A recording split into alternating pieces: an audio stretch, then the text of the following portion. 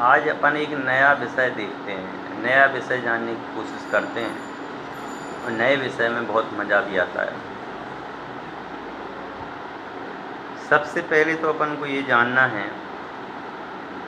कि केवल ज्ञान जो है क्या है। सबसे पहले अपन को क्या जानना है कि केवल ज्ञान जो है वह क्या है। तो जो केवल ज्ञान है वह केवल ज्ञान विषयों को अपना बनाने वाला, विषयों को, कौन से विषयों को? संपूर्ण विषयों को, संपूर्ण पर पदार्थों को। जो संपूर्ण विषय एवं पर पदार्थों को, और कितने पर पदार्थों को? तो कहते हैं तीनों लोकों की, तीनों लोकों की, ऊर्ध्वलोक, अधोलोक और मध्यलोक हैं। इन तीनों लोकों के समस्त पर पदार्थों को जो अपना विषय बनाए, और कैसा विषय बनाए? कि वर्तमानवत बनाए, कि भूतकाल की जितनी भी घटनाएं घटित हुई हैं वह सारी की सारी घटनाएं उनके दिमाग में अभी हैं। दिमाग में मतलब में ज्ञान में, दिमाग का मतलब इधर मत लगा लेना, उनके ज्ञान में होती हैं, ज्ञानियों के ज्ञान में होती हैं, अज्ञानियों के दिमाग में होती हैं। समझ गए ना? अज्ञानियों का दिमाग चलता है, ज्ञानियों का ज्ञान चलता है। ये भी बात भी बहुत समझने वाली बात है। तो कह रहे हैं कि ज्ञानी जो होते हैं उन ज्ञानियों के ज्ञान में जो कौन से ज्ञानी? जिनके संपूर्ण रूप से कर्मों का अभाव हो गया है। समझ गए ना?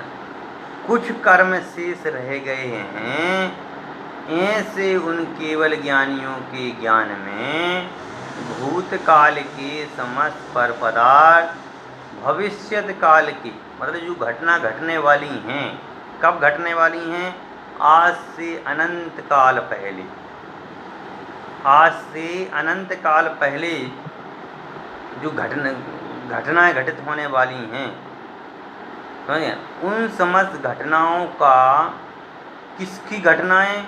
संसार की एक एक पदार्थ की घटनाएं, संसार की एक एक द्रव्य की घटनाएं, वह सारी की सारी घटनाएं जिनके ज्ञान में झलकती हैं, ज्ञान में झलकती हैं, जानते नहीं हैं।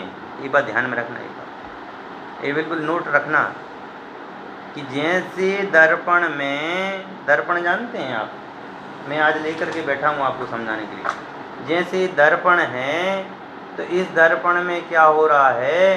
देखो आप जो भी चीज़ झलकाओगे, ये बुक्स है, ये किताब है, ये गेट है, तो ये ऐसे ही कह रहे हैं कि जैसे दर्पण में एक एक चीज़ झलकती है, जो भी दर्पण के सामने आता है वह दर्पण में पूर्ण रूप से झलकता है। समझ गए? लेकिन दर्पण में पूर्ण रूप से झलकने के बावजूद भी दर्पण उसको नहीं जानता। लेकिन ज्ञानी के ज्ञान में भूतकाल, भविष्यकाल और वर्तमान काल की सारी पदार्थ पर्यायें एक साथ झलकती हैं, इसलिए उसको ज्ञान को जो है केवल ज्ञान कहते हैं। ये बात ध्यान में रखना कि केवल ज्ञानियों का जो ज्ञान होता है वह इतना होता है, इतना होता है कि समस्त पर पदार्थ जो हैं उसके विषय बनते हैं, परंतु वह उसमें किंचित मात्र भी राग की बुद्धि नहीं करते हैं। समझ गए ना? जैसे अपन लोग राग की बुद्धि करते हैं ना, यदि वो राग की बुद्धि करने लग जाएं, अपन को थोड़ा सा एक्सीडेंट हो जाता है तो अपन कैसे घबरा जाते हैं।